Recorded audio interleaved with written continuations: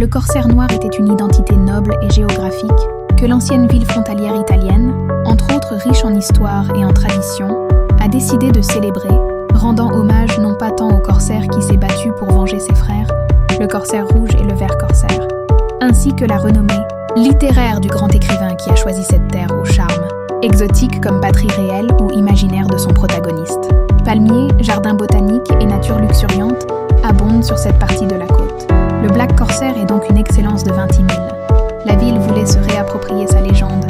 enquêter sur son historicité, mais surtout célébrer ce personnage comme un héros de la ville, en le transformant en une opportunité de notoriété touristique et culturelle.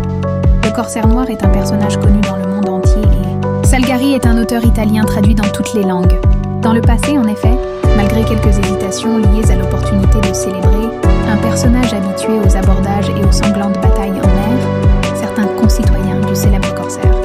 avaient lancé l'idée de valoriser le jardin situé dans le Ainsi, appelé Monte dei Munighe, appelé Il Giardino del Corsaro,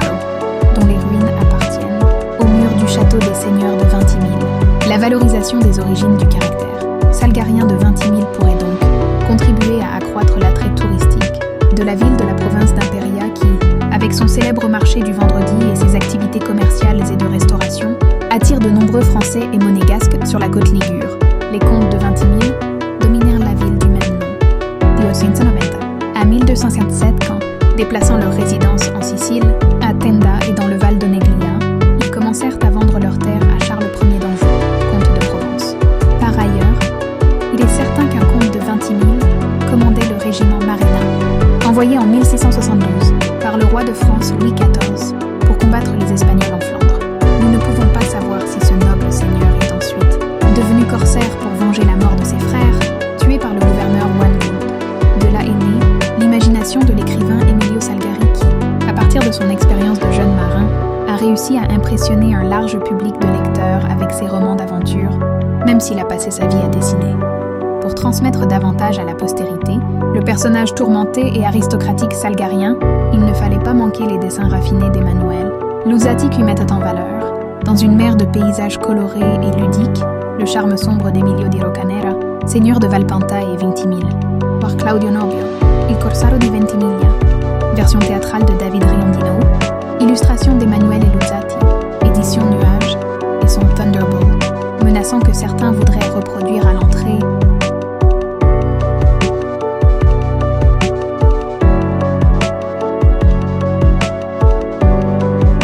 du port de Vintimille sur le genre du Galion dans l'ancien port de Gênes. En tout cas, il reste la description immortelle de Salgari du chevalier de Vintimille, vêtu entièrement de noir et avec une élégance qui n'était pas habituelle chez les flibustiers du Grand Golfe du Mexique, des hommes qui se contentaient d'un pantalon et d'une chemise, qui prenaient plus soin de leurs armes que de leurs vêtements. Ils portaient une riche tunique de soie noire, ornée de dentelles de la même couleur, avec des revers de cuir également noirs,